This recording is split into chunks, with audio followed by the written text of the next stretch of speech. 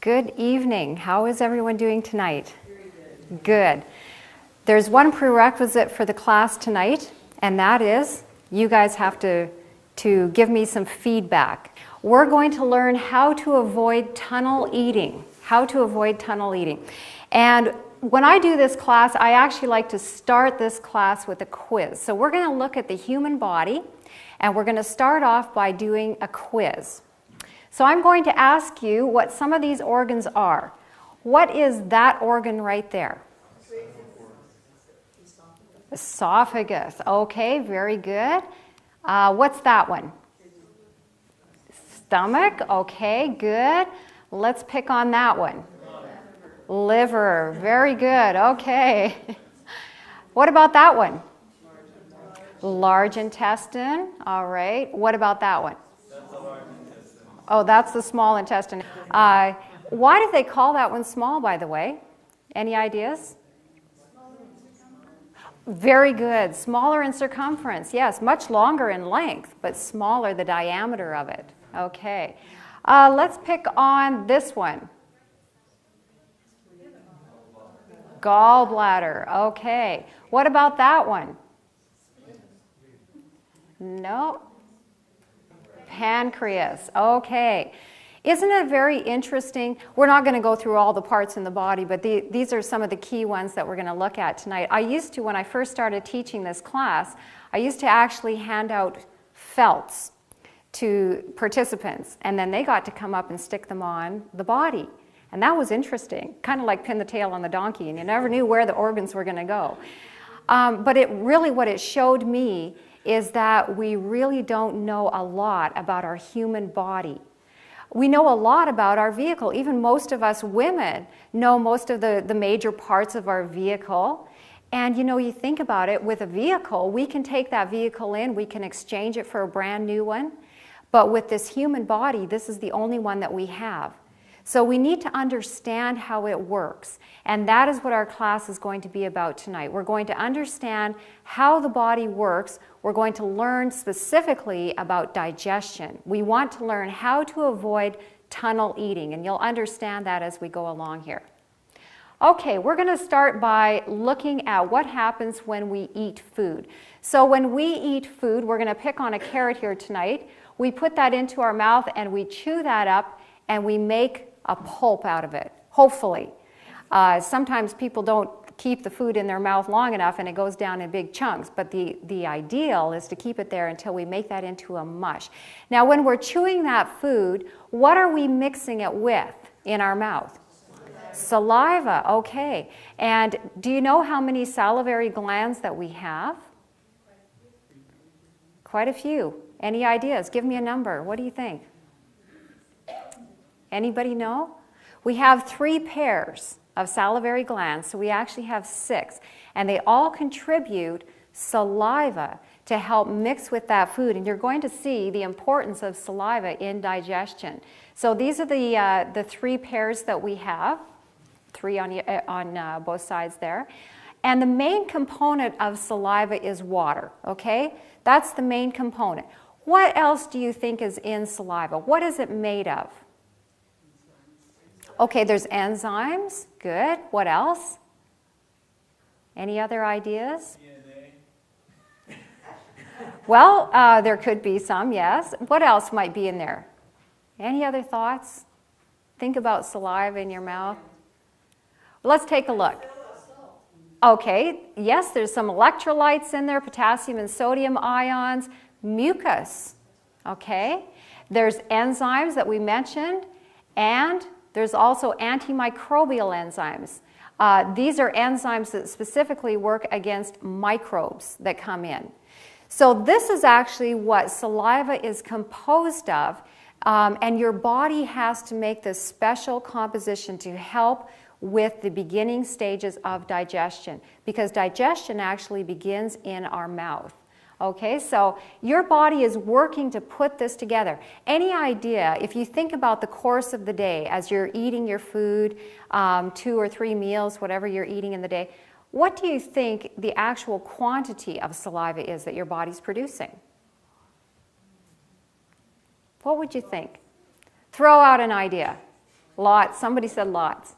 3 cups. 3 cups, 2 cups, okay. 1 liter, 2 liters. Okay, actually you're very close. Yeah, it's about 1 to 1.5 liters of saliva. That's a lot, actually, when you think about it. If you think about how much is being produced then when you're chewing your food, that's a lot of saliva. And that must be mixed very thoroughly with the food for the beginning processes of digestion to take place. Carbohydrates are just a broad classification for starches and sugars. Carbohydrates begin their digestion in your mouth. If you've ever had the experience, anyone have the experience of having low blood sugar, when your blood sugar dropped low, okay? If you take something sweet when that happens, it rapidly picks that sugar level back up, doesn't it? You can take a little bit of juice or something sweet into your mouth and very quickly, within just a few, maybe 30 seconds or something, you're already starting to feel better. It's picking that blood sugar back up. That's because already the beginning stages of digestion are taking place. Some of those sugars are already being transported into your bloodstream and picking up that blood sugar level. Very interesting. So it's very important that the food spends long enough in the mouth to prepare it for further digestion, but to also begin the stages of digestion of carbohydrates. Very important that we chew our food well. So the saliva is going to mix with the food that we are chewing in our mouth coming from those salivary glands. Okay. I'm going to give you tonight 5 principles of good digestion. 5 principles of good digestion. You might want to write these down. These will help to ensure that the food that you put into your body is going to be absorbed. Okay? So we're going to look at those principles of good digestion. Principle number 1 here. Taken with meals, water diminishes the flow of the salivary glands. Those very important glands. If we drink with our meals, we're diminishing the flow of the salivary glands. And the colder the water, the greater the injury to the stomach. We're actually going to injure our stomach if we're putting cold water in with our meals. Isn't that something? Ice water or ice lemonade drunk with meals will arrest digestion. What does that mean to arrest digestion? Stops it. Okay, so it's going to stop digestion until the system has imparted sufficient warmth to the stomach to enable it to take up its work again. Food should not be washed down. No drink is needed with meals. Eat, what's that word? Slowly, and allow the saliva to mingle with the food. The more liquid there is taken into the stomach with the meals, the more difficult it is for the food to digest, for the liquid must first be absorbed. So our very first principle of good digestion is do not drink liquids with meals. Do not drink liquids with meals. We need to do our liquid drinking in between meals. So we need to wait for about an hour and a half to 2 hours after we eat, and then we need to start drinking our liquid in between meals. And you will find if you do that, you will not feel thirsty at mealtime. You will not feel the need of having something to wash that food down. Okay? So that's the first principle right there. Now, we've chewed that carrot up really well. We've mixed it with the saliva in our mouth. We've got the carbohydrate digestion started. And now that's going to move down the esophagus, and it's going to move into our stomach. How does the food move down the esophagus? Peristalsis, okay, very good. That's a squeezing muscular action that actually moves it down into our stomach. When I was young, I used to think that food just sort of dropped. You know, gravity just sort of dropped and you had this tube and it fell in. And if you think that's the case, you can try an experiment. You can try standing on your head and swallowing, and you will find that that bite of food will actually move against gravity up into your stomach. It's not comfortable, but you can try that experiment and you will find that, yes, it's moving against gravity, and that's because muscles are moving that. And that peristaltic action is actually the action that goes all through the whole food tube. If we look at this, it's one long tube. It started in our mouth, all the way down the esophagus, into the stomach, goes through the small intestine, into the large intestine. One long tube. Okay? Has different shapes in different areas, different functions in different areas, but it's one long tube. I like to refer to it as a tunnel. So think about this now. I want to ask you a question. If you put food into your body, you chew it up and swallow it, is it in your body? I hear a yes and I hear a no.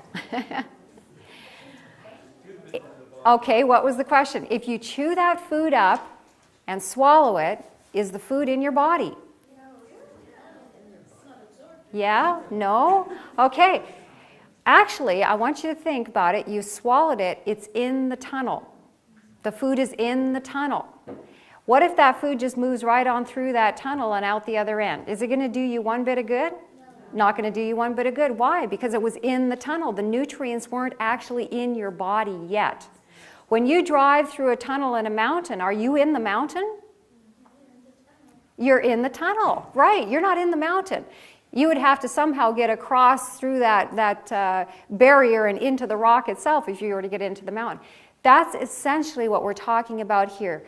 You can put the very best nutrition into your body, but if it doesn't actually get across the walls of that tunnel and into your tissues, it's not going to do your body good, okay? So that is what we want to focus on tonight, the way that we can make sure that the nutrients will get out of the tunnel and into our tissues where it will do us good, okay? So the very first principle now was, what was the first principle we learned?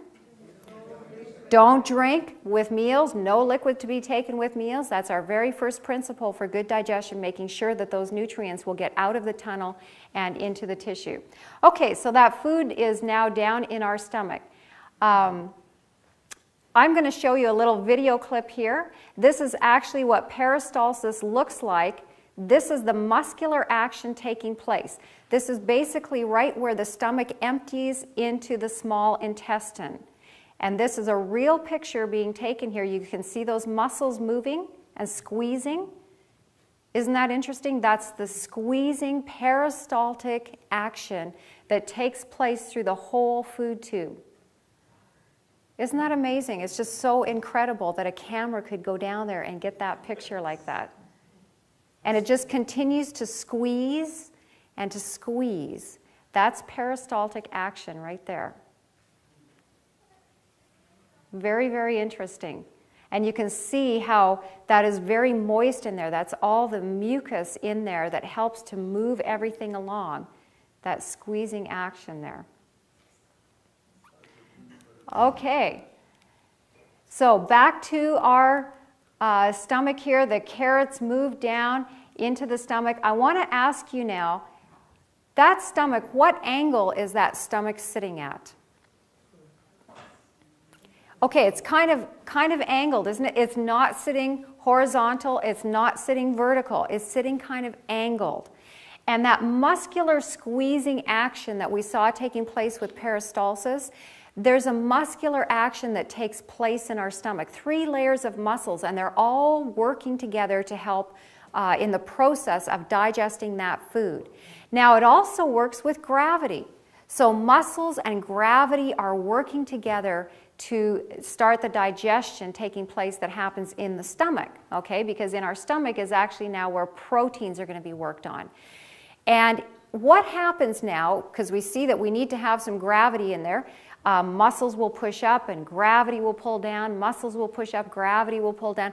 What happens now if we go after we eat a meal and we lay down? What's going to happen? We're not going to have gravity working for us, are we? We're going to have muscles working. Muscles will still be working, but gravity won't be working. And if any of you have ever had that experience and you've woken up sometime later and it feels like, oh, that food is just all still sitting there in my stomach, that's because it is still just all sitting there in your stomach. It didn't digest properly. Now, I know we all live in very stressful work environments, and our lives are hectic and busy, and sometimes we are just plain tired after we eat. So I would like to suggest, if you're very tired and you feel that you have to have a snooze, don't lay down. Prop yourself up in a chair, prop yourself up with a nice comfortable pillow. At least you're going to sit up and have a nap that way. and you'll have the gravity that will still work for you, and your food will carry on with its digestion, okay? But laying down after we eat can cause a lot of health problems. We don't have time to go into what some of those are, but they can definitely start to cause us health problems. So that food now is in our stomach. In our stomach is where protein digestion is going to take place. Carbohydrates, they were worked on in the mouth, but when they get to the stomach, they're actually going to cease their digestion. They're going to stop. The stomach is just for digesting proteins. And again, that used to be something when I was younger, I just thought the stomach did all the digestion. That's what the stomach was for. But it's not. Your stomach is just for digesting protein. That's why you have the very strong acid in there. And we'll take a little bit of a further look at that. Rudy showed you last night the pH scale. He showed you that number 1 on that far end is acid, and 14 on this end is very alkaline. So that's your pH scale. I would like to show it to you on a little bit different plane here. We're going to take a look now at what some common the pH of some common items are. So let's take a look here. Pancreatic juice. Where does pancreatic juice come from now? Okay, from the pancreas. That's an easy one. What about bile? Where does bile come from? Gallbladder. Very good. A bladder is for storing something, okay? And a bladder, the gallbladder, stores gall or bile. That's just another name for it. So it's a gallbladder or bile bladder. It's for storing gall or bile. And that's used to emulsify fats. That's the purpose of bile. Then we can see the pH. Pancreatic juice is almost a 9. It's actually about 8.8. That's the pH, so it's very alkaline. It's quite alkaline, and we're going to see why that's important to have a very alkaline juice there. Bile runs anywhere from about 7.5 up to 8.8. So again, the bile being produced by the liver and stored in the gallbladder is a very alkaline substance. The blood, Rudy mentioned last night that our blood needs to be between 7 and 8. Okay, actually the blood itself needs to be about 7.35, but the tissues of our body need to be between 7 and 8 to be in health. That's where the neutral, between 7 and 8, the pH is neutral. Saliva is a little bit acidic. It's about a 6.8, so it's just slightly acidic. That's the perfect pH for starting that digestion of carbohydrates in our mouth. Let's take a look down here though at stomach acid. Look at that, very acidic. It's down around a 2. We need the strong acids in our stomach to start uncoiling those proteins. And we'll see later on this week, I'm going to actually show you a video clip, but you're going to see how a protein is made. You're going to get to see how a protein is made. And you'll understand why we need strong acids then to uncoil the protein. It's actually all coiled up. Lemon juice, you'll notice lemon juice is very close to stomach acid. Very, very acidic. So I'm going to give you a little helpful tip. Have any of you experienced ever indigestion or where it felt like the food just wasn't digesting for some reason in there? Very simple way to help with that. Squeeze a lemon, the juice from half a lemon, and drink that fresh juice down, usually about a couple tablespoons, and you will find within just a few minutes, usually 5 minutes or so, you will find that indigestion going away. You'll find that meal digesting for you. The reason being is because what you're doing is essentially adding some more acid in there to help digest that food. Very simple to do, and many, many people over the years that have been taking things to help with their digestion. In fact, a lot of people that we deal with, a lot of our patients that come in, we find that they're taking a lot of antacids, Tums, and things like that because they have something happening where acid is coming back up the esophagus. Some of you may have had that happen. A lot of times, actually most times, that is not a problem from too much acid. That is actually a problem from not enough acid. You have a little sphincter at the bottom of the esophagus. It's called an esophageal sphincter. It's a little muscle, and when your stomach acid is high enough, that muscle will close. so that you don't get stomach acids and things coming back up and burning in the esophagus. Okay? If your stomach acid is not high enough, that muscle doesn't close, it stays open, and then you get all that coming back up and burning, and people think, oh, it's because I have too much acid. That's not the problem. You don't have enough. Again, if that's a problem that you have, try taking some lemon juice, a couple tablespoons of lemon juice, because that can help just up the acid in your stomach enough that it will close that muscle, and you'll find that that problem will be taken care of. Again, a lot of our patients, that has helped them, and it's very easy to do, and it's nothing that's harmful to your body. Okay, so there's some pH levels of some common ingredients. Let's take a look now at our digestive juices. Digestive juices. We're going to look at some of the common ones here. Gastric secretions. We'll start with that. The gastric secretions that our stomach is putting out. What do you think, how much do you think our body is actually producing in the course of a day? We talked about saliva, about 1 to 1.5 quarts or liters, somewhere in there. What do you think the stomach is actually putting out to help with digestion? Somebody give me an idea. This is a class. 4 cups, okay. 3 liters, okay. Any other ideas? That's where we stop? Okay, well, let's take a look here. You guys are pretty close, 2.5 liters, okay? That's actually a lot when you think about that. That's a lot. Usually I have my bottle and I show my classes because I have a large bottle that I drink from, and I show them how much that would actually be quantity-wise. So that's 2.5 liters. That is over it's over 1/2 gallon that we're talking about there in quantity. So that's a lot of digestive juice that we're talking about being put out by our stomach. Okay, bile. Where did the bile come from again? Gallbladder. But what organ actually produced it? It's stored in the gallbladder. Liver. Okay, liver. So how much are we actually producing of that, do you think? Somebody give me an idea of what you think we're producing with our bile, or the liver is producing. 2 cups, okay. Somebody's pretty close there. 500 mils, okay, so that's 2 cups, okay. Pancreatic juice. Pancreatic juice put out by the pancreas. Remember that's about an 8.8, very alkaline substance being put out. What do you think we're producing for our pancreatic juice? You can almost tell with the scale here. Okay. We're 700 mils, so we're a little over close to 3 cups there. Okay, intestinal secretions, look at that one. What do you think that amount is? 3.5 liters? Okay, well, we're pretty close, 3 liters there. When you look at all this that's totaled up here, so we've got 3, 4, 5, 6, almost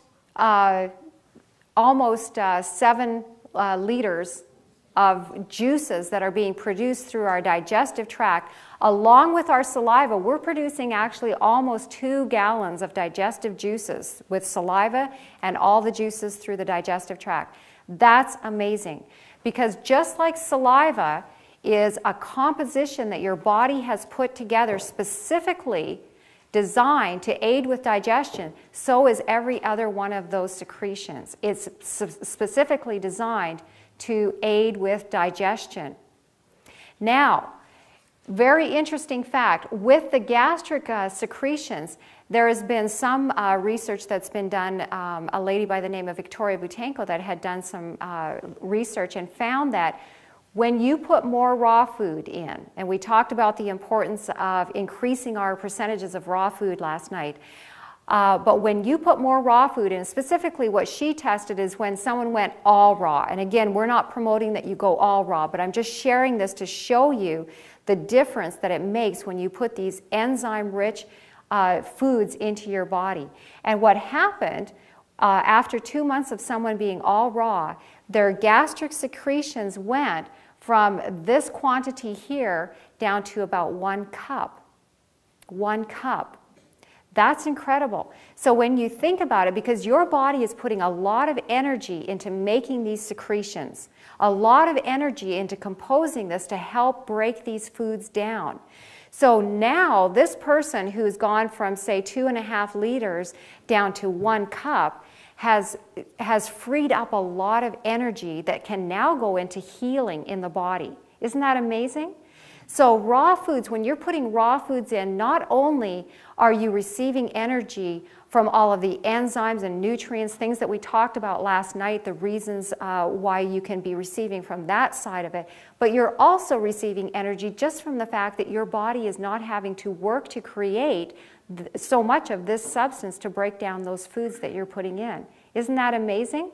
So that is something right there, just by increasing raw foods. And again, as we mentioned last night, so many of our patients, when they come to us and we get them onto a good program, increasing the amount of raw foods, lots of green smoothies, they come back to us. Sometimes within a week, they're coming back to us and saying, my energy is just incredible. We get phone calls from people who say, you know, my friend came to your clinic and they shared with me about green smoothies. I started green smoothies and my energy is just amazing. I have so much energy.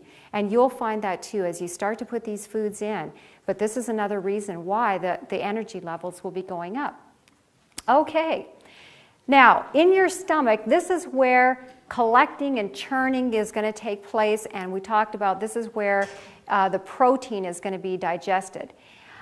Stomach acid of the gastric juice inactivates salivary enzymes and carbohydrate digestion ceases. So I mentioned that the pH level actually of our saliva is a 6.8, which is perfect for taking care of digestion of carbohydrates. But when we get to the stomach now, that pH is very acidic. And so carbohydrate digestion is going to actually stop, because it's too acidic for that to be taking place. Okay, the healthful fatty oil in the carrot, it's just going to separate and form a layer on top. The fats are not digested in the stomach, they're just going to sit there. So again, the stomach is for protein digestion. Now, something very important here is that the stomach cannot do this work if it's overfilled. Okay, if your stomach is too full, it's not going to be able to do its work, and it cannot properly digest the food. That is very, very important for you to remember. So, this is a quote here coming from Counsels on Diet and Foods. Overtaxing the stomach is a common sin. Wow, it's actually a common sin. When too much food is used, the entire system is burdened. Life and vitality, instead of being increased, are decreased. Did you realize by overfilling our stomachs, we are actually decreasing our life? Wow, that's not something we really think about. Man uses up his vital forces in unnecessary labor in taking care of an excess of food. Very important. So, principle number 2 is do not overeat. Do not overeat. Now, usually when I do this class, the hands go up and people start saying, well, how do you know if you're overeating? How much is enough? You know, I feel full after this, but I don't feel full after that. People don't know. So I'm actually going to show you how to calculate the quantity of food that your stomach can digest at one meal. Okay, you can actually calculate how much food. It's going to be different for all of you because you're different sizes. Okay, so you can actually figure this out. We want to know the volume, and volume, of course, we know has to be calculated length times width times height. That's how we figure out volume. So we're going to try to figure out now the volume of the stomach. And just as we use our hand to give us a rough idea of the size of our heart, we know that a closed fist is going to give us a rough idea of the size of our heart. We can also use our hand to calculate roughly what the volume of our stomach will be. I'm going to show you how to do that. Okay. First of all, we need to measure the width of our palm in centimeters. So we're going to measure the width of it in centimeters. And then we're going to measure the length of the palm in centimeters. Okay? The length of the palm. And I'm going to pick on somebody here very shortly to be a volunteer. So start thinking who wants to be a volunteer. Okay, here's the formula. Width times length is going to equal the volume. Because we don't have a height to our hand that we can measure for the purposes of finding the volume of the stomach, it's calculated, the height is calculated at the same as the width. So that's why you're taking width times length, okay? What this will give us is the volume in cubic centimeters, the volume in cubic centimeters. Okay, so I need a volunteer, somebody that wants to come up and find out what the volume of your stomach is. Who wants to be a volunteer? You do? Okay, come on up. I'm glad I had somebody so quickly want to be a volunteer. Otherwise, I'd have to pick a volunteer.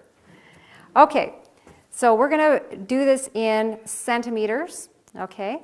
We're going across the widest part here of the hand, okay? So in centimeters, we're about 8.5, okay? Now, that's across the widest part of our hand is what we're measuring. Now we're going to measure the length, and the length is from where the wrist bends, okay? So right from where the wrist bends to the base of the fingers right here, okay? So this is what we're going to measure, and we are about 9. So we're 8.5 is the width, and 9 is the length. So let's calculate and see what the volume of your stomach is. We'll turn on this calculator. So 8.5 is the width, and width times width, and then times the length. Okay, and what this gives us now is the cubic centimeters, okay? So 650 cubic centimeters is the volume. What we want to do now is find what that works out to in liters, okay? So 1 cubic centimeter is going to equal 0.001 of a liter, okay? So we're going to multiply this times 0.001. That means your stomach is going to actually hold the volume 0.650. For those of you that are more familiar with cups, we know that 250 mils are a cup, okay? So 500 would be 2 cups, you're 650. So the volume of the stomach is just over, for this lovely volunteer, just over 2 cups, okay? That would be the volume of your stomach. Thank you very much, I appreciate that. Now, something very interesting, though, that we have to remember, and that is we always want to eat only 2/3 of the volume of your stomach. I've had some people measure and they're like, oh, the volume of my stomach is 4 cups. Yeah, I can eat 4 cups. You have to remember, though, how much gastric juice was being produced by your stomach. Does anyone remember how much that was? It was 2.5 liters, okay, 2.5 liters. So you're dividing that 2.5 liters up. Mind you, if you're eating more raw foods, it will be less, but you're going to divide that up between your meals. That's a lot of gastric juice that needs to have space in there to work as well, and you don't want that stomach so full that it can't move, okay? So 2/3 of the volume of your stomach. So when you all go home tonight and get out your measuring tapes and calculate what the volume of your stomach is, remember that that is not how much you eat. That is actually the volume, and you want to take 2/3 of that. Now remember, this is well-chewed food. So we're not talking about if you find out that the volume of your stomach, what you should be eating 2/3 of that is, say, like 2 cups, okay? That doesn't mean 2 cups of salad and that's it. What I'm talking about is 2 cups of well-chewed food. So you're going to envision what this salad, because this salad's very fluffy, when you chew all that down, it's not going to make a lot, okay? So you're going to look at your plate now. If you're having a smoothie where you've blended that salad all up and you have 2 cups of that, that's a complete 2 cups, okay? That's completely all blended. Do you see the difference? Okay, so when you look at your food, just think of it if it was blended or all chewed up.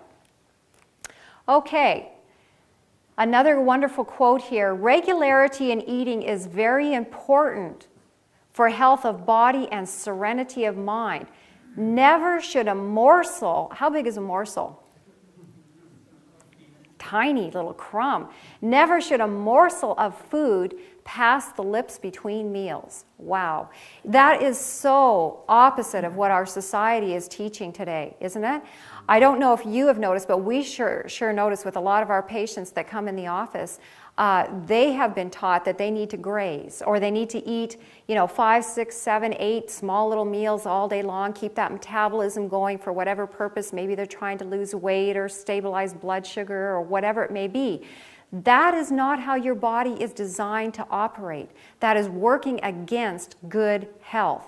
So we should never, not even a morsel, even if we're in the kitchen preparing food and we want to, make sure it tastes just so, wait until it's mealtime to make sure it tastes just so.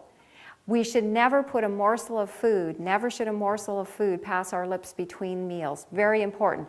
So that is principle number 3. Have regular meal times with no snacking, nothing between meals. Now, some people will tell us, but I'm hungry between meals. If you're hungry, if you're truly hungry, a lot of times that hunger is simply your body, that what you think is hunger is simply your body saying, I'm thirsty. You're going to learn more about water this week too.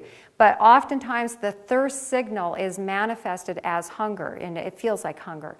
So try a glass of water. If that doesn't take it away, if you truly are hungry and your body is needing some nutrition, have a glass of freshly made juice.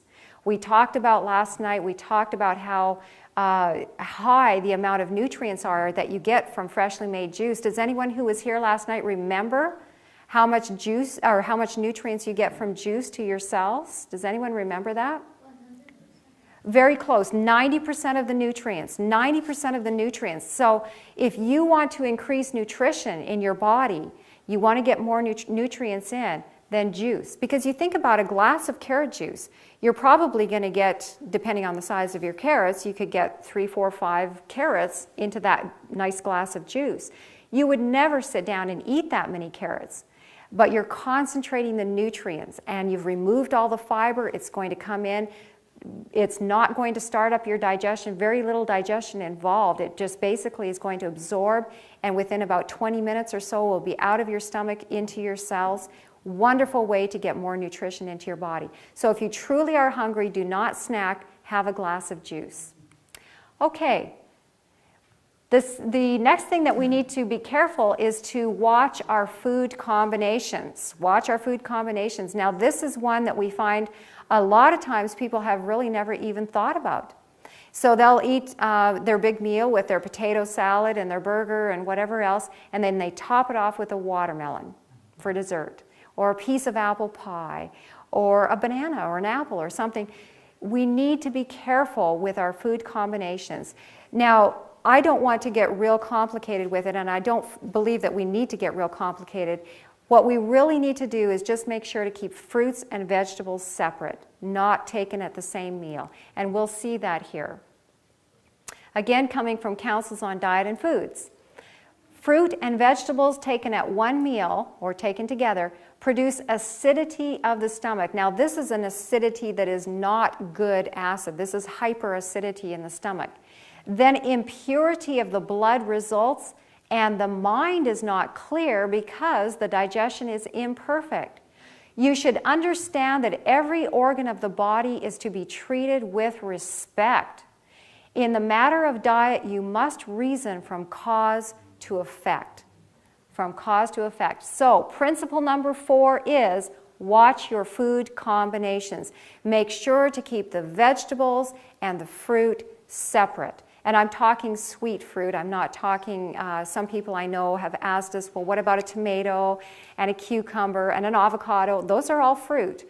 Okay, those are fine to take with your vegetable meal. Avocado is neutral. Avocado can be had with a sweet fruit meal, or it can be had with a vegetable meal. It's a neutral. So, but your sweet fruits and your vegetables, things like potatoes, carrots, turnips, things like that, you want to keep those separate. You don't want to be eating your watermelon, bananas, and apples and things together at the same meal. Okay? So watch those food combinations. Now, I want to share an interesting fact here with you. What is cow's milk for?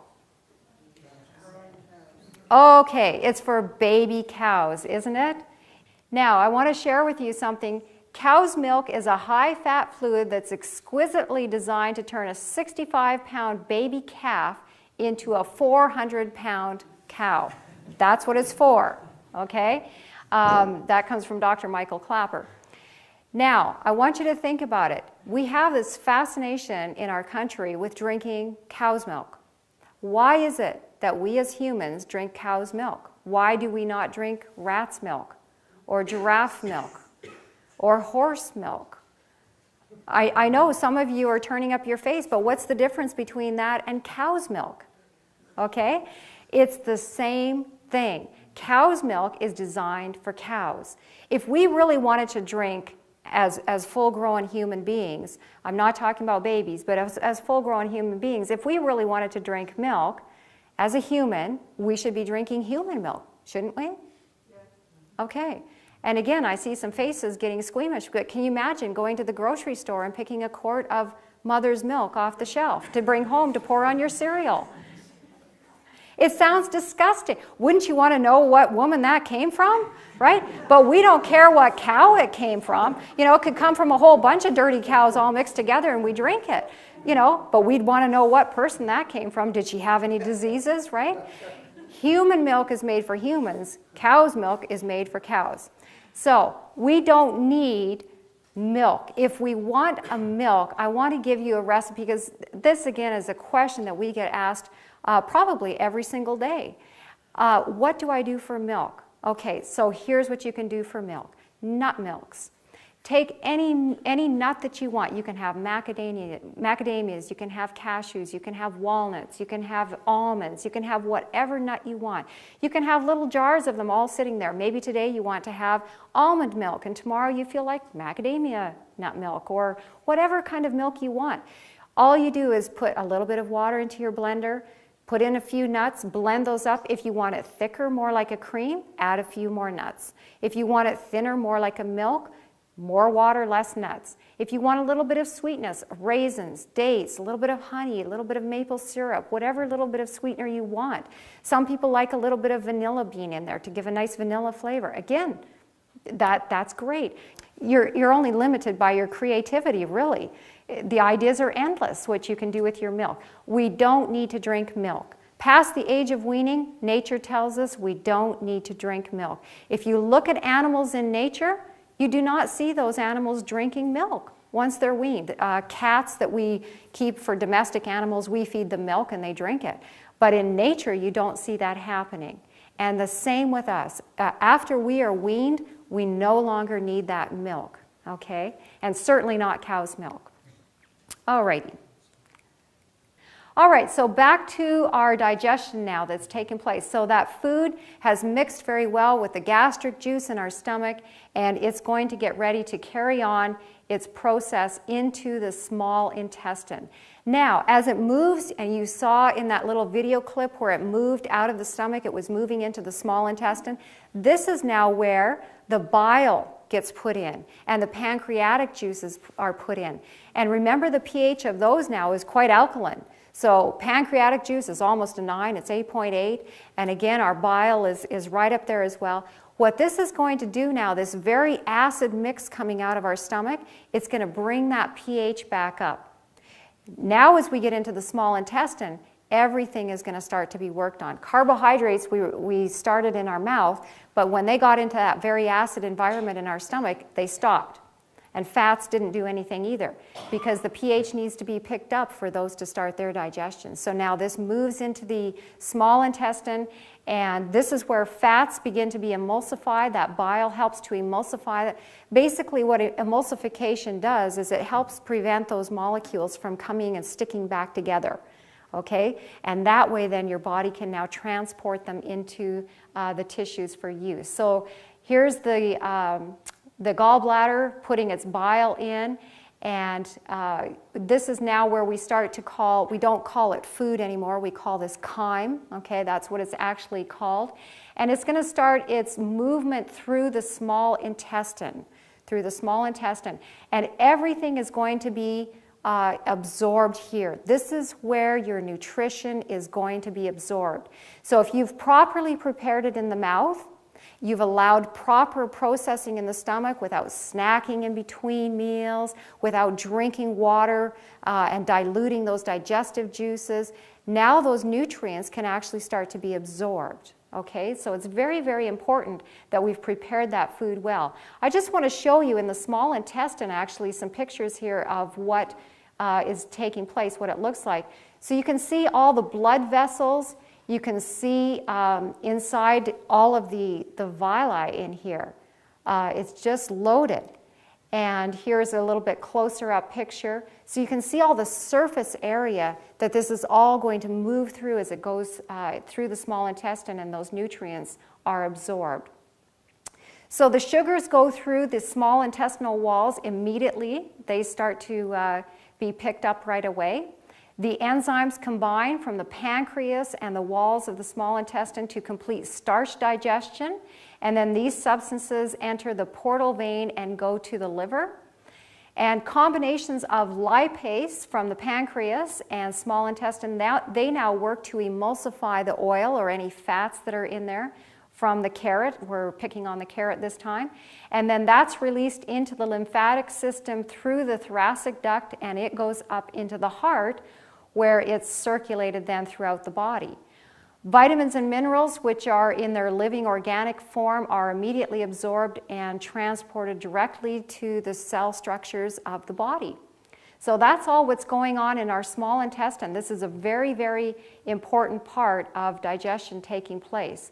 Now here you'll see we've got the food actually moving into the large intestine, going up and down in our ascending colon. Okay, so it's going to move up and down. So this is where some fluids and minerals are absorbed, and then some of the fiber is digested by the bacteria as well in the ascending colon. And toxins which accumulate in the colon, they're picked up in the transverse colon, and they're carried away from the bowel by the fiber. And this is basically the process that takes place every time we eat, from when we put food in our mouth the whole way through our system until it comes exits the body out the other end. This is what we call transit, the transit of food through the digestive tract. Now, I want to ask you a question. How long should transit time be from the time that we take this food into our body until it actually exits the body? How long should this process be? 8 hours. 8 hours? 12 to 24. Okay, 12 to 24. Yes, 12 to 24. If it's 8 hours, it's actually not going to be long enough for nutrients to be absorbed properly. That would be too rapid. 12 to 24 is ideal. Now, most people in our society don't have anywhere close to that. Most people have transit times that are far, far longer. In fact, believe it or not, I'm a certified colon hydrotherapist, and I have a number of my patients through the years who have been in to see me with transit times that are taking a month. Yes. They're having one bowel movement a month.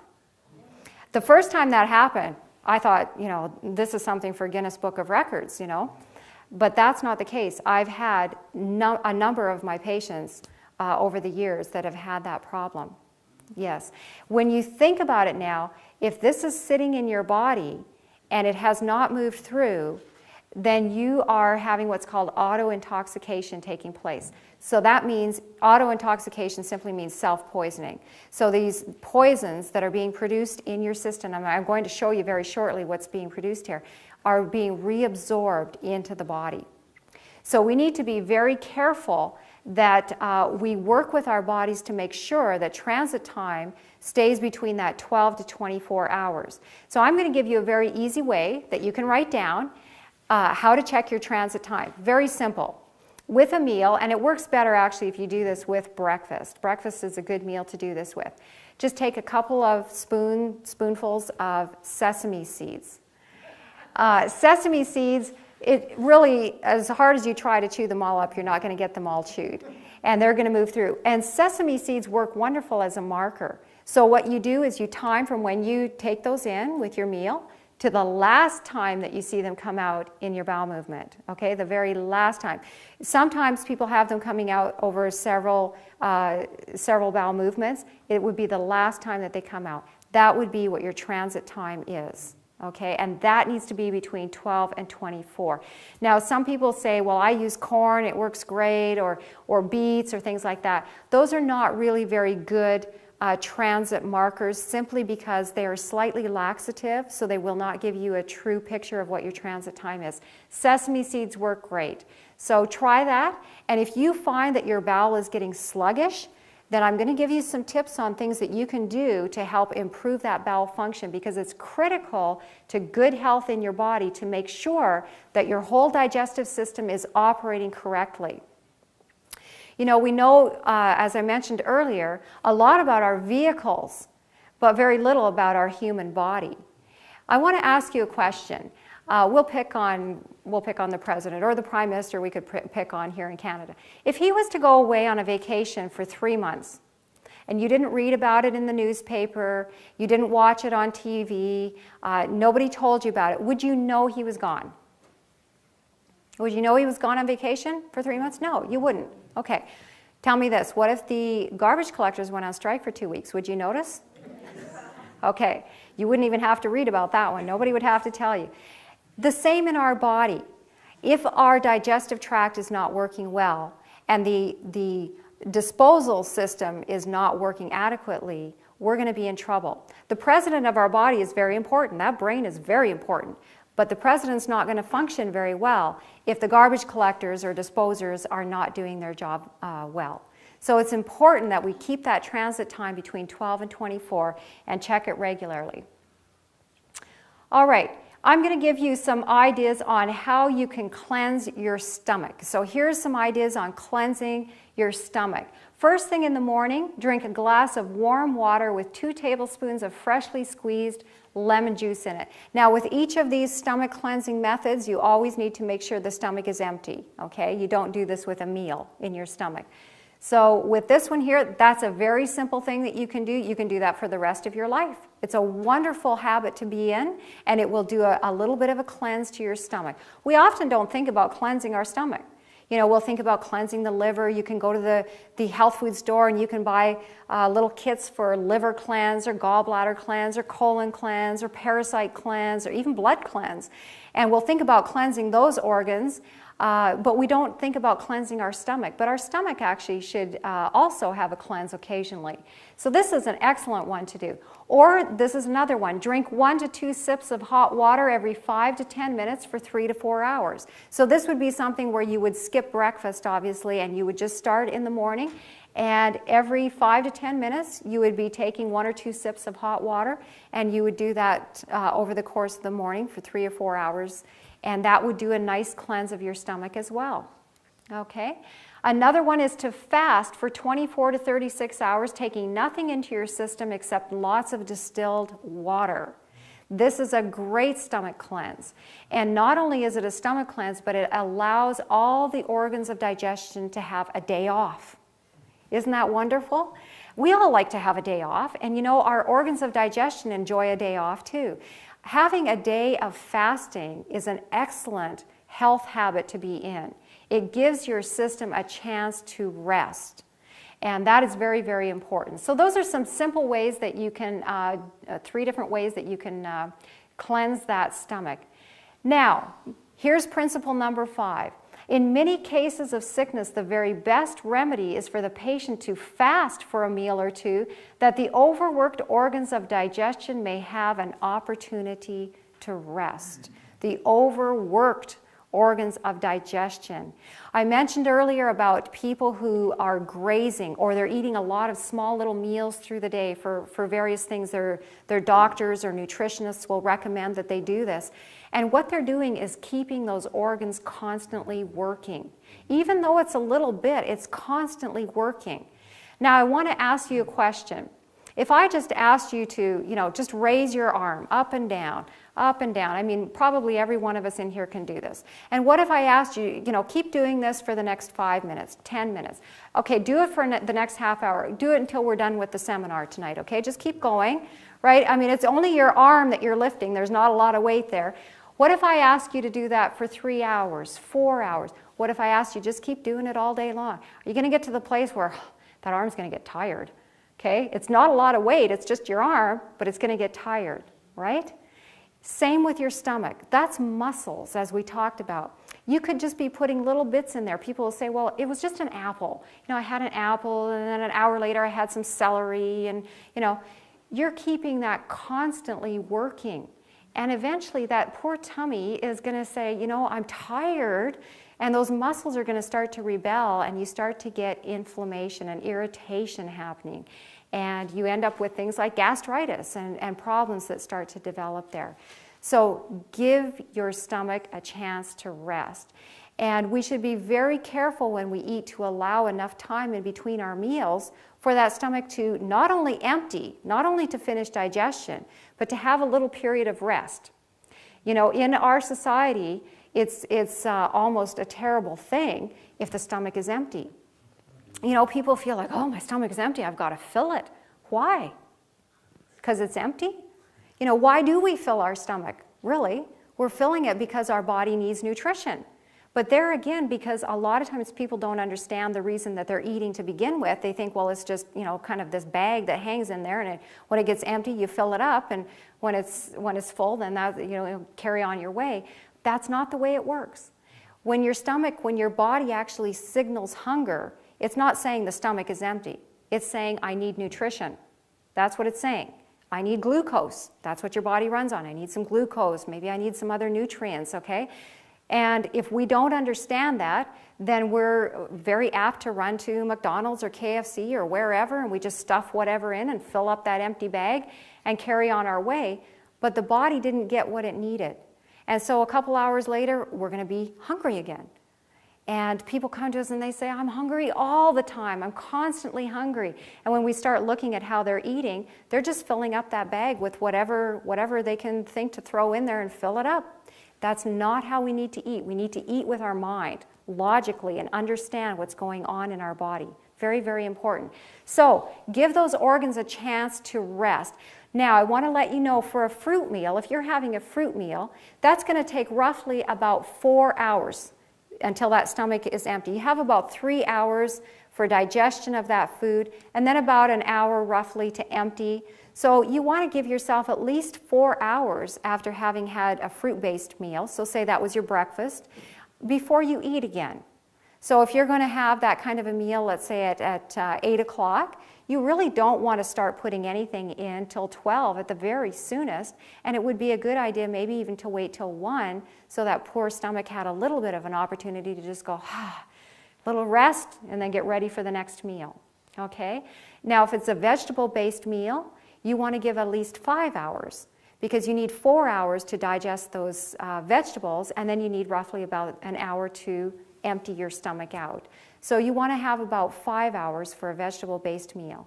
So just keep that in mind when you're thinking about meal planning and the time in between your meals.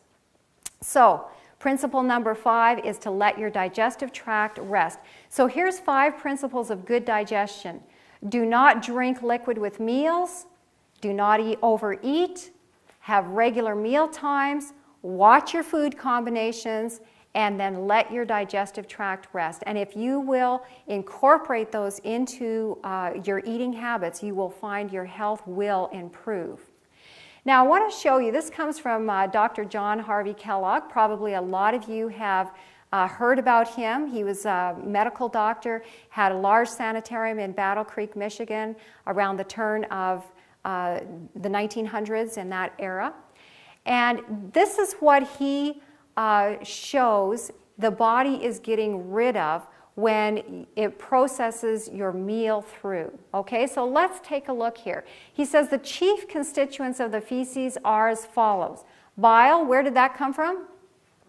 Gallbladder, okay. Remains of the digestive juices, especially of the pancreatic juice. Mucus, excretory substances thrown off by the intestinal mucous membrane.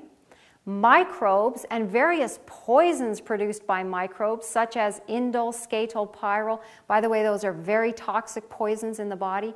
And numerous other poisons, together with some, what's that word there?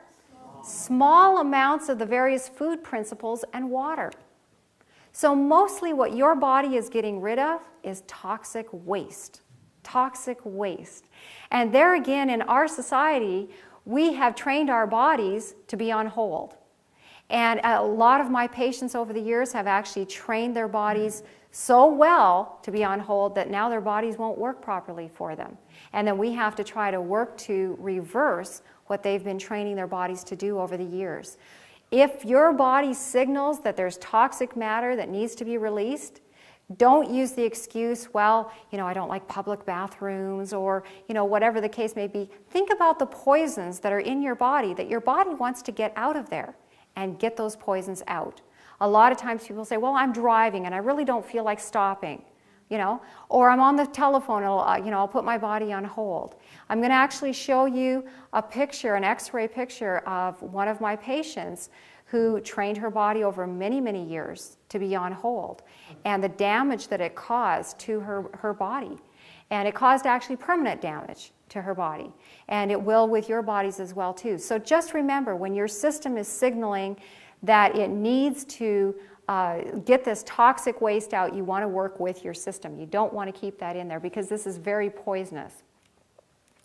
Okay, Dr. William Hunter had this to say: the colon is the sewer system of the body, but with neglect and abuse it becomes a cesspool of toxins that spill over into the body. That's what it becomes. Now, the very first cause, the key cause of weight gain is toxic accumulation in the bowel. That's the key cause, the first cause of weight gain in the body. The colon can expand up to 5 times its regular size. I'm actually going to show you, that is what's called megacolon. And I'm going to show you a textbook picture of what that actually looks like. Most people, Dr. Jack Lamar said, most people are walking around with at least 7 pounds of fecal matter in their intestines. And I have seen patients lose that much weight and their stomach bulge immediately following colon treatment. And I've actually seen that with some of my patients. I actually have had several of my patients who in one session have lost 10 pounds. Now that's just out of that food tube. That's just matter that's sitting there in that food tube. Toxic matter that's been sitting there and accumulating that they're getting cleaned out. So a lot of people, most people, as Dr. Lamar says, have at least 7 pounds, and I believe that probably a good majority are even more than that. This is an x-ray picture of my patient that I was telling you about. She's given me permission to use her x-ray in teaching purposes.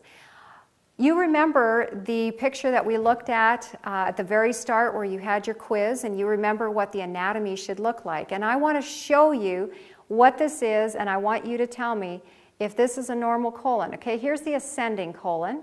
This is the transverse colon that runs across our middle. Okay, so this is the transverse. This is the descending colon that runs down. I want to ask you if that is a normal colon. No. That is not a normal colon. And probably none of you are trained in reading x-rays, but you can all look at that and say, that is not how a normal, healthy body should look. And yet when I finally sent her for these x-rays, because we were having difficulty getting her system working and I wanted to see what was going on.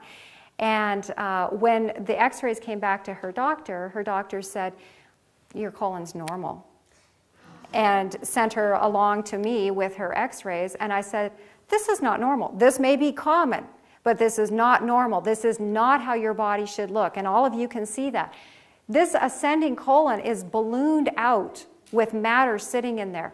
Look at this transverse colon, so prolapsed down. Okay, when the weight of matter sitting in there over time, gravity will pull that colon down and it will actually prolapse. Then of course it's sitting on the bladder and other organs and it's causing issues with those organs as well.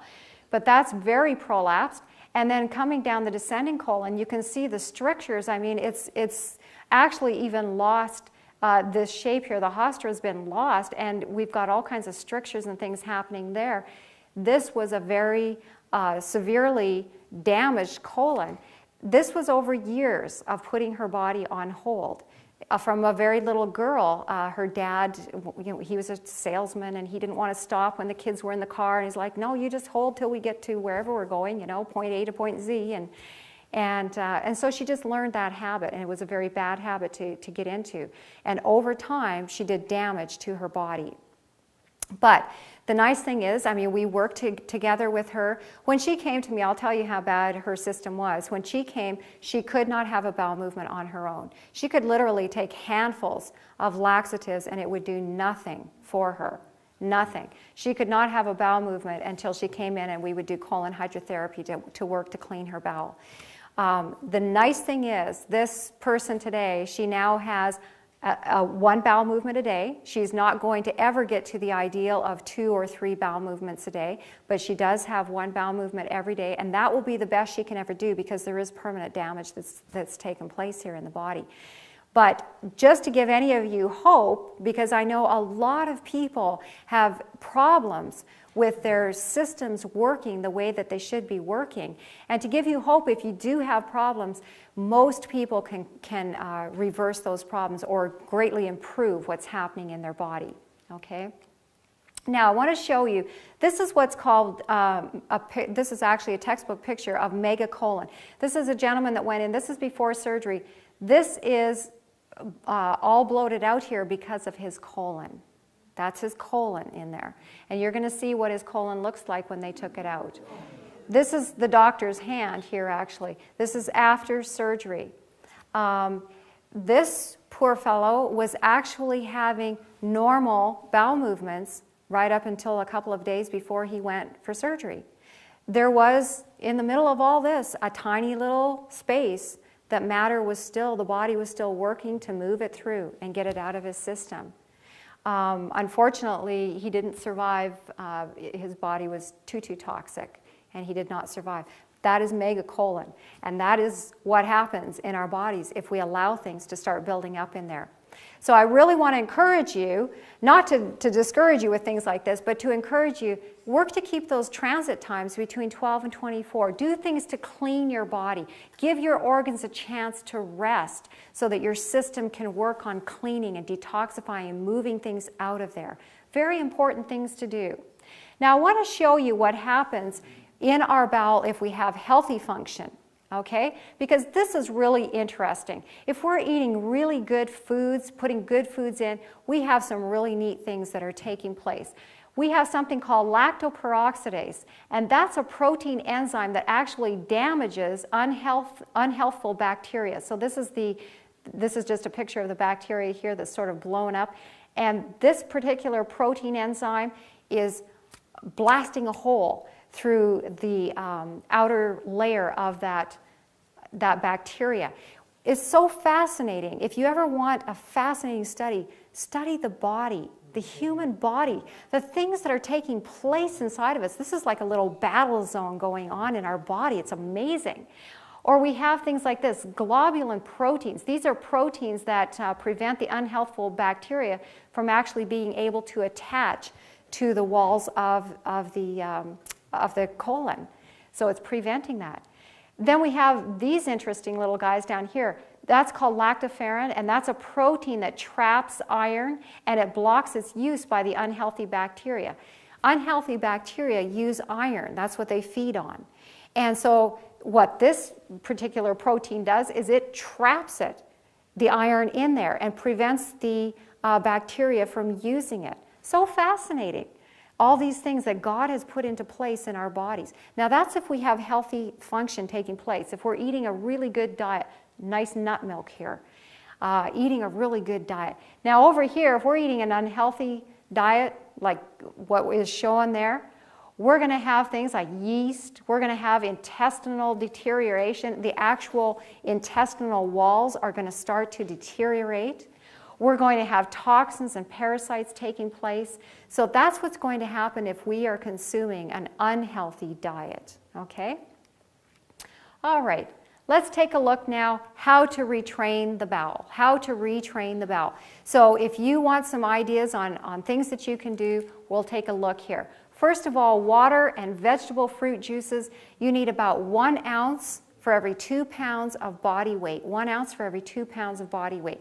Now, Rudy's going to talk more about this in an upcoming lecture, so you're going to learn a little bit more about this. But that's roughly what you need to be taking in. Exercise. We're going to talk about this one. Exercise. We need to exercise at least a half an hour. That's minimum. That is minimum. But at least a half an hour, 6 days a week. We were meant to move. Our bodies were meant to move. And as we sit, our society really caters to being sluggish and sedentary. You know, we sit at desk jobs all day and then we go home and we're tired mentally, but that makes us feel tired physically. And so we sit on the couch all evening and then we go to bed and lay down all night. And we're very inactive and our health suffers because of it. We're going to talk more about that in an upcoming lecture. Increase your dietary intake of fiber. Okay, so increase the amount of fiber that you're getting in. You may want to, a lot of my patients, I will recommend that they will take organic wheat bran. The organic wheat bran is much better than the processed wheat bran that you can buy just in the grocery store. But get the organic. It hasn't been processed. It will work much better as a fiber to help move things through. Maybe psyllium will work as well. We'll talk about that here shortly. But increase that intake of dietary fiber. Allow adequate time between meals. Make sure that they're not too large or too small. We talked about what happens if we overfill our stomachs. Our stomach cannot properly digest that food. If the food that we put in is just a snack, a small little bit, let's say we're on the run and busy and we didn't have time for lunch, so we just grab a little handful of nuts and carry on our way. What happens is that peristaltic wave that moves it down into our stomach now fizzles out somewhere along the route. It doesn't keep moving along. And that peristaltic wave is very important to move all through our digestive tract to keep the food from previous meals moving through. When we eat a meal, let's say we ate breakfast this morning, and that moved down into our stomach. We had a nice good breakfast, wasn't too large, wasn't too small. What happened with that peristaltic wave is it carried along the digestive tract, and somewhere in the small intestine was our meal. Maybe we had supper the night before or lunch the previous day. Somewhere that meal was sitting, say, in the small intestine, and that wave came along and it moved it over to the ascending colon, where it went up and down. And then that wave carried on, and somewhere the previous meal before that, let's say it was lunch or breakfast of the previous day, was sitting somewhere, say, in the transverse colon. And it moved that along into the descending colon for exit from the body. That's how our bodies work. That's how peristaltic action works. If our meals are too large or too small, we don't get that good peristaltic action, and it fizzles out. And so then that food that should have moved along doesn't get moved along, and it sits there, and we get what's called constipation. That food does not move through our bodies as it should. We should, ideally, if our systems are working healthfully, we should be having a bowel movement within an hour to an hour and a half after we eat. Not from the meal that we ate, but because we got good peristaltic action that worked through that whole food tube. Does that make sense to you? Okay, so that's some things to aim for in working with your body. But make sure to allow adequate time between those meals and make sure they're not too large or too small. Keep on schedule. This is very important. If your body, by the way, your body likes to be on a schedule. All of you know, Rudy and I are feeling it because we've done the big jump in time zones here, and our bodies are saying, you know, okay, it's 12:30 our time. You're supposed to be sleeping. What are you doing? You're awake. Your body wants to be on a schedule, and it will let you know if you're not keeping on schedule. Our body wants to be on schedule with eating as well. So if we eat at 7 o'clock, our breakfast at 7 today, we want to make sure to eat at 7, 7:15, 7:30 at the latest tomorrow. Not 8 o'clock, not 8:30, 9 o'clock, or you know, mid-morning or something like that. No, no, no. Our body wants to eat at the same times from day to day, within a half an hour of the same time. So keep those meals on time. If you can't have a meal on time, you're better to skip it altogether. Skip that meal, drink some water, you won't die, and go on. You'll have the next meal. You know, your system will actually feel really good. You'll feel invigorated. Okay, here's some natural remedies for a sluggish bowel now. If your bowel is sluggish, Acid fruits are especially laxative in their raw form. So things like oranges and grapefruits and all of your berries, those are wonderful for helping with improving good bowel function, or if you're having struggles with constipation. Take a good probiotic. This is something that works for a lot of people. Now, this isn't all things that you have to do. Some things work well with some people. You can try some of these natural remedies. But sometimes a good probiotic is all that a person needs. Maybe their probiotics in their bowel or their good bacteria have been compromised. So just pick up some acidophilus from your health food store. Try taking a couple of capsules every day and see if that will help improve what's happening in your body. Buy whole flax seeds and grind several tablespoons daily and sprinkle that on cereal or salad. That's wonderful for helping not only to get the fiber, but also improving your omega-3 and 6 that you would get with the flaxseed. That would be wonderful for your body as well. Buy your flaxseed whole. Do not buy them pre-ground, because when you grind them, they oxidize rapidly. Those essential fatty acids in there are very sensitive to heat, light, and oxygen. So as soon as you grind them, they're going to start to oxidize. Buy them whole, put them in a little coffee grinder, a couple tablespoons or whatever you're going to use at that meal, grind them up and consume them for that meal. Okay, you can try psyllium, 1/4 to 1/2 of a teaspoon of psyllium seed daily mixed into 1 glass of water. Make sure to drink plenty of water throughout the day. Okay, that's very important when you're taking psyllium. Psyllium is like a broom. It just sort of sweeps through your whole digestive tract, and it works wonderful, but you need to make sure to drink enough water, otherwise you'll find that that will block you. Drink fresh vegetable, fruit juices daily. This is wonderful.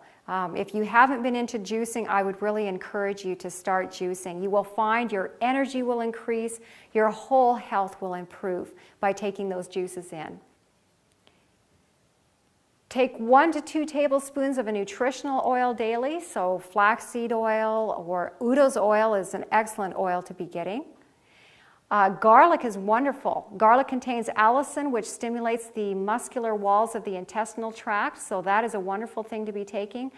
Now, sometimes, I'm not sure why that jumped ahead there, but sometimes a person has a very stubborn bowel. Magnesium can be helpful in that case. You may need to take some magnesium for a little while. 250 to 800 milligrams of magnesium daily, divided up over the day. And if you end up getting a little bit more than what you need, what will happen is you're going to get loose stool, so just back that off then to what works good for you. But ideally, I like to encourage my patients just take more greens in. Do green smoothies. How many of you have tried green smoothies? Oh, quite a few of you have. Wonderful, wonderful. For those of you that haven't, I'll just give you a very simple way to make a green smoothie. A couple cups of juice in your blender. Usually we will just use like pineapple juice, or if you prefer an unsweet taste to your smoothie, tomato juice works fine too. Put that couple cups of juice in, couple large handfuls of greens. Sometimes we'll change our greens up, but if you want one to start with, a big handful of spinach and then maybe a bunch of fresh parsley in there with that. If you're going to use kale in your spinach, I recommend to people to strip the kale leaf off of the stem, because the stem is very fibrous and it doesn't blend well, and then you get this sort of stringy fibrous texture to your smoothie. And then put in a tablespoon of a nutritional oil in that smoothie. Usually we use the Udo's oil. I find that's a very nice blend, and so that's the oil that we like to use. Tablespoon of that in. Blend that all up, and you have a green smoothie. Now you can put a lot of spinach in. You can make those a whole meal. And a lot of times we will do that. We will just put a lot of spinach and greens, romaine lettuce, whatever nice lovely greens you can get. And this is a way to get your magnesium naturally. The green the green color in the plant is called chlorophyll. And the center portion of that is called magnesium. And magnesium is what helps keep our whole digestive tract, specifically in the bowels, moving well. So that's a very easy way to increase your magnesium naturally. Now, things that hinder good bowel function, this jumped ahead. Poor posture. This is usually where everybody sits up straight. Okay, poor posture. Why do you think poor posture is going to hinder good digestion? This is your quiz at the end. Why do you think? You know what our bodies look like inside. Tell me what you think. Why do you think that's going to hinder good digestion? Oh, okay, you're cramping everything, aren't you? You're cramped. So we slouch in our chairs and we slouch when we walk. We need to stand tall. We need to sit up straight. Let those organs of digestion have room in there to function, okay? Poor posture. Let's look at another one that hinders good digestion. Watery soups. Watery soups. Why do you think watery soups could be a problem?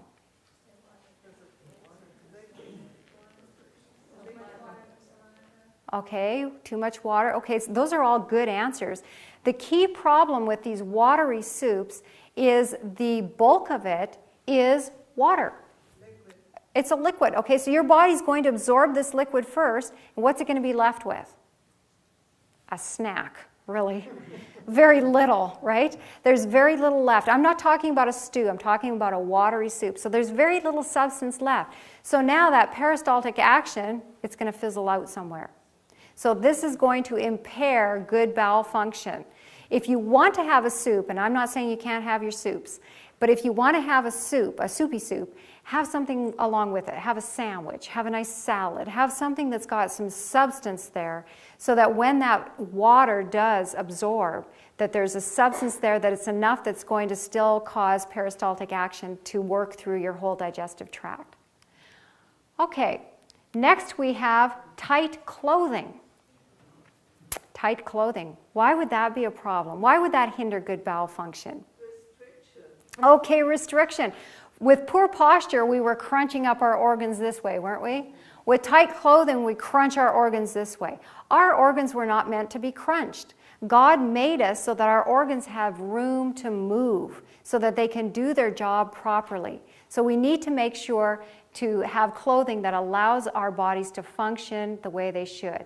Now, another thing that hinders good digestion actually is, or good bowel function I should say, is a mostly meat diet. Meat has no fiber at all. It moves very sluggishly through the digestive tract. It can take 72 hours or more to move through your digestive tract. And in my classes, I will ask people, think about it. What if you took that lovely steak home or that piece of, whatever chicken or package of hamburger, and you set that on your kitchen counter where it's nice and warm, and you let it sit there for 72 hours. Would you eat it? You wouldn't eat it. No. It would be rotting, wouldn't it? That's exactly what takes place in your body. It's moving very sluggishly through the digestive tract.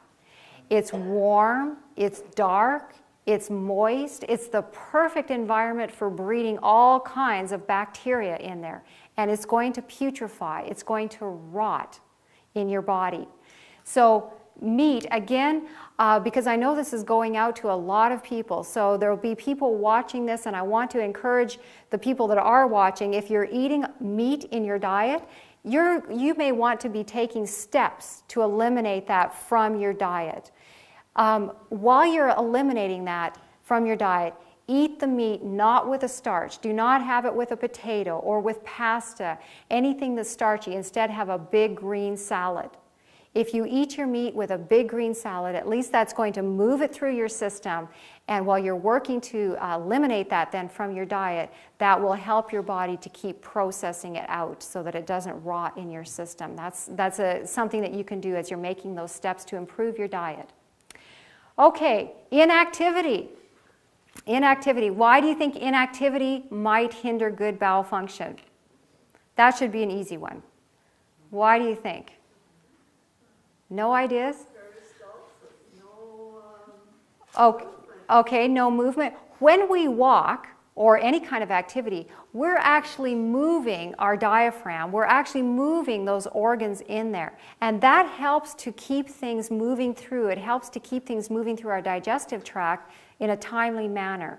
So exercise is very important. When we sit around, things start to slow down. So if you find that maybe you're not getting enough exercise, and we're going to talk about that one, if you find that maybe you need to pick that up, Look at some ways that you can incorporate more activity into your day. And we'll give you all kinds of ideas of things that you can do to integrate more activity into your day, and that will relate to better health in your body. Sweating. Sweating. We haven't really talked about this, but what do you think might be a problem if we're doing a lot of sweating? What do you think might be a problem? Think about some of the things that we've learned with digestion. Any ideas? Okay, dehydration. Somebody said dehydration. Good. What happens when we're sweating profusely? What we call a sensible perspiration. What means you can actually sense it. We all have insensible perspiration taking place, but actual sensible perspiration. So it's hot outside, or we're active doing something, and we're losing that moisture out of our body. Our body will draw the water from the bowel for more critical areas. So if you're not replacing that water, that will end up constipating you. It will end up causing your bowel to function poorly. So sweating can be a problem. Processed sugars. Processed sugars. Okay, you probably will not have any idea on this one, but processed sugars, when we eat those, they actually will cause a portion of our small intestine called the jejunum to actually stop while your body deals with all of this sugar before it can get started again. Now, what happens if we put something into this tunnel, into this tube, and it doesn't digest? It stops for any reason. What's going to happen? Any ideas? Okay, if it's a carbohydrate, a sugar, it's going to ferment. If it's a protein, it's going to start to rot. Okay? So it could have been the best food that we put in there, but maybe we put it in the wrong combinations. We drank with it. We ate too close to our other meal, or some other principle of good digestion that we violated. If that is not digesting, if it's a sugar, it's going to ferment. If it's a protein, it's going to start to putrefy or rot in our body. Okay?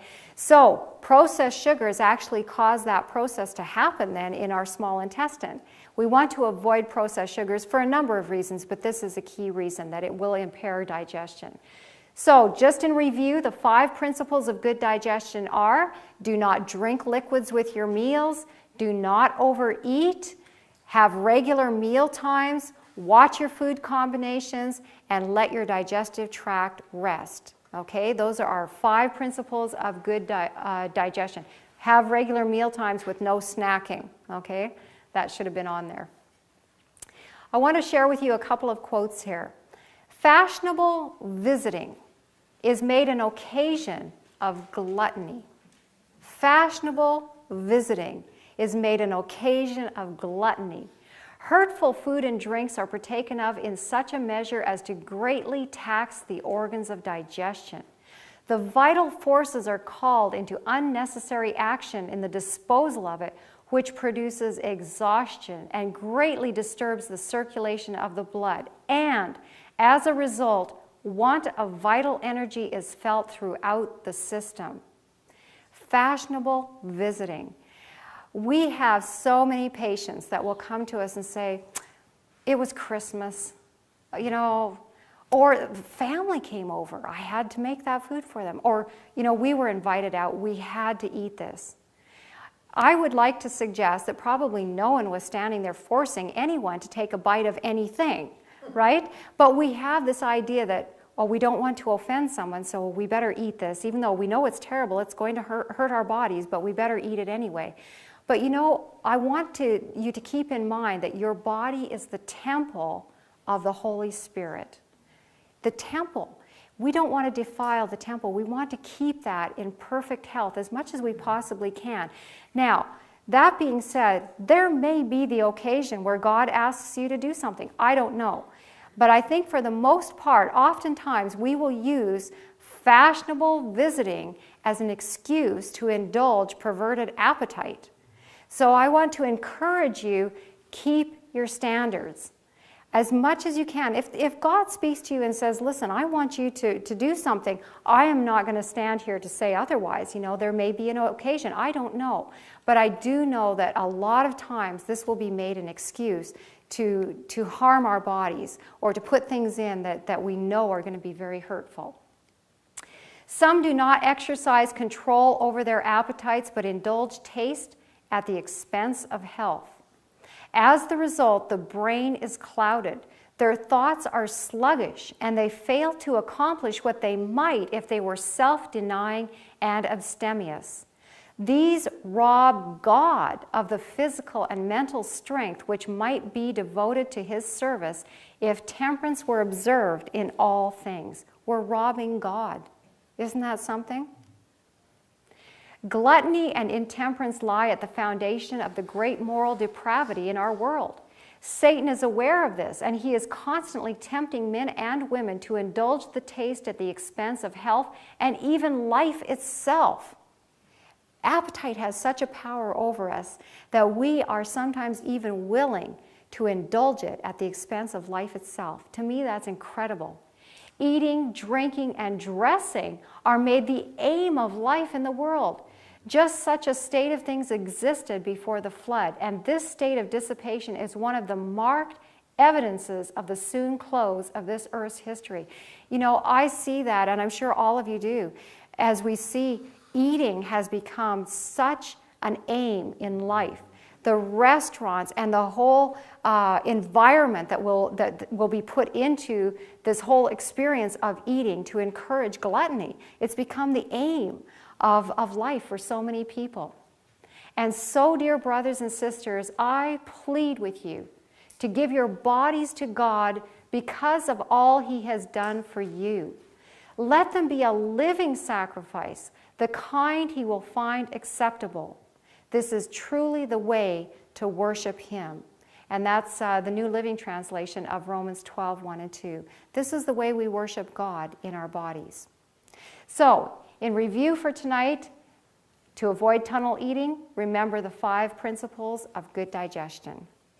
I hope this has been helpful. I hope you've learned a lot. I hope you know more about your body now than when you came, and I hope it will give you better health. Thank you.